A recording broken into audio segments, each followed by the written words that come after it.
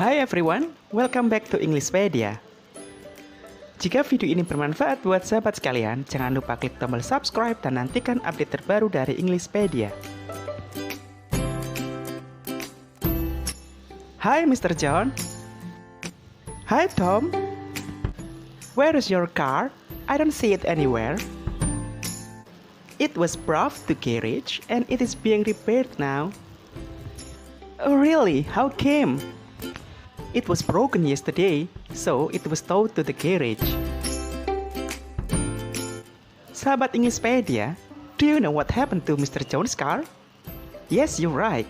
The car was broken. It was brought to garage, and it is being repaired right now. Jadi, yang terjadi dengan mobilnya Mr. John adalah mobilnya rusak, dibawa ke bengkel, dan sedang diperbaiki sekarang. The sentences are the example of passive voice. Sahabat pasti bertanya-tanya, what is passive voice and how to make it? You don't need to be worried, karena pada video kali ini kita akan mempelajari tentang passive voice. Dalam memahami kalimat pasif, ada 3 hal yang akan kita pelajari. Yang pertama adalah definition, yang kedua adalah structure atau susunan kalimat, kemudian yang ketiga adalah example. Dan bagian yang pertama akan kita pelajari adalah definition of passive voice.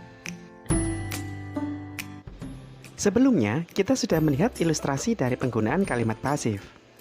Di bagian ini, kita akan mencari tahu apa pengertian kalimat pasif serta penggunaannya.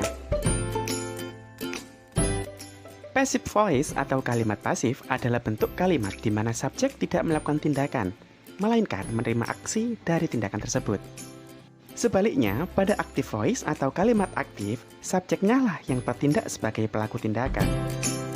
Sekarang, coba kita lihat perbedaan antara kalimat pasif dan kalimat aktif. Perhatikan contoh berikut. Police officer brought a thief to the jail. Ini adalah contoh dari kalimat aktif di mana police officer berperan sebagai subjek, brought berperan sebagai verb atau kata kerja, a thief sebagai objek, dan to the jail adalah keterangan tempat. Untuk membuat kalimat pasif, kita pindahkan objek kalimat menjadi subjek. Berikut ini adalah contohnya. A thief was brought by police officer to the jail. Ini adalah contoh dari kalimat pasif, di mana subjek a thief tidak melakukan tindakan, melainkan menerima aksi dari kata kerja. Nah, sahabat Englishpedia, setelah kita mengetahui pengertian dari kalimat pasif, sekarang kita akan mempelajari fungsi dari kalimat pasif. Passive voice dapat digunakan dalam 3 kondisi berikut. Yang pertama, kalimat pasif digunakan jika objek lebih penting untuk diceritakan. Kemudian yang kedua, kalimat pasif digunakan jika subjeknya tidak diketahui. Dan yang ketiga, kalimat pasif digunakan jika subjeknya tidak penting untuk diceritakan. Dalam bahasa Inggris, kita sering menggunakan kalimat pasif dalam 3 kondisi di atas. Sekarang, mari kita lihat contohnya. Contoh yang pertama, my car is repaired. Mobil saya diperbaiki. Kalimat ini menunjukkan bahwa car menjadi topik pembahasan atau hal yang lebih penting untuk diceritakan. Contoh yang kedua, my wallet is stolen. Dompet saya dicuri. Dalam kalimat ini, kita membuat kalimat pasif karena kita tidak mengetahui siapa yang mencuri dompet saya. Dan contoh yang ketiga, wood is cut, it is brought to factory, it is processed.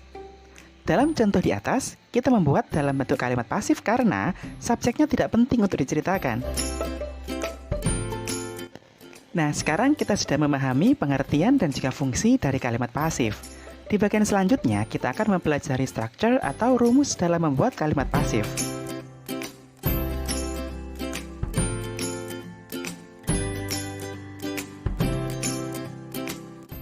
Sahabat Englishpedia, di bagian ini kita akan mempelajari structure atau rumus dalam membuat kalimat pasif.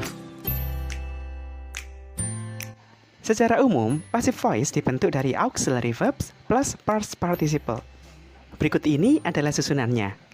Auxiliary verb, past participle atau verb 3 plus by object. Berikut ini adalah detail yang harus sahabat pahami. Yang pertama adalah auxiliary verb. Auxiliary verb adalah kata kerja bantu. Dalam passive voice, kata kerja bantu yang digunakan dapat berupa is, am, are, was, were, dan been. Masing-masing auxiliary verb digunakan tergantung dari subjek dan tensesnya. Selanjutnya yang kedua adalah past participle. Past participle adalah kata kerja bentuk ketiga. Adapun cara untuk membuat kata kerja bentuk ketiga ada dua cara, yakni yang pertama regular verb. Untuk membuat kata kerja bentuk ketiga cukup dengan menambahkan ed pada kata kerja. Kemudian yang kedua adalah irregular verb. Perubahannya untuk menjadi kata kerja bentuk ketiga tidak beraturan. Tidak ada patokan resmi untuk membuat kata kerja bentuk ketiga pada irregular verb. Sahabat bisa download daftar irregular verb pada link deskripsi. Selanjutnya, catatan ketiga yang harus sahabat perhatikan adalah by object. By object adalah pelaku dalam kalimat pasif. By object tidak wajib disertakan. Sahabat bisa menuliskan atau tidak. Nah, sahabat Englishpedia, ini adalah rumus kalimat pasif secara umum. Bentuk auxiliary dapat berubah tergantung tensesnya. Sekarang, mari kita lihat rumus passive voice dalam masing-masing tenses. Yang pertama adalah present tense, gunanya untuk menyatakan kegiatan sehari-hari. Rumus pasifnya adalah am, is, are, plus verb 3. Kemudian yang kedua adalah present continuous, gunanya untuk menyatakan kegiatan yang sedang terjadi. Rumus pasifnya adalah am, is, are, plus being, plus verb 3. Kemudian yang ketiga adalah present perfect tense, gunanya untuk menyatakan kegiatan yang sudah terjadi. Rumus kalimat pasifnya adalah have atau has, plus been, plus verb 3. Selanjutnya, tenses yang keempat adalah past tense, gunanya untuk kegiatan yang terjadi kemarin. Rumus pasifnya adalah was atau were plus verb 3. Kemudian yang kelima adalah past continuous tense, gunanya untuk menyatakan kegiatan yang sedang terjadi di waktu lampau. Rumus pasifnya adalah was atau were plus being plus verb 3. Kemudian yang keenam adalah past perfect tense, gunanya untuk kegiatan yang sudah terjadi di waktu lampau. Rumus pasifnya adalah had plus been plus verb 3. Kemudian yang ketujuh adalah future tense, digunakan untuk kegiatan yang akan terjadi di waktu yang akan datang. Rumus kalimat pasifnya adalah will plus be plus verb 3. Dan yang terakhir adalah future perfect tense, digunakan untuk kegiatan yang sudah terjadi di masa yang akan datang. Rumus kalimat pasifnya adalah will plus have plus been plus verb 3. Sekarang mari kita lihat contoh kalimat pasif dalam berbagai tenses. Contoh yang pertama, my shoes are washed every month. Kalimat ini adalah kalimat pasif dalam bentuk simple present tense. Kemudian contoh yang kedua, the room is being cleaned right now. Ini adalah contoh kalimat pasif dalam bentuk present continuous tense. Contoh yang ketiga, the book was edited by Beatrice Park. Ini adalah contoh kalimat pasif dalam bentuk simple past. Dan yang terakhir adalah the store will be closed. Kalimat ini adalah contoh kalimat pasif dalam bentuk future tense. Nah, sahabat Englishpedia, kita sudah mempelajari segala hal yang dibutuhkan untuk memahami kalimat pasif. Sering-sering berlatih ya sahabat untuk dapat menggunakan kalimat pasif dengan baik. So, I think that's all for today's video. I hope you can learn it and enjoy it. I'll see you on the next vid. Thank you for watching.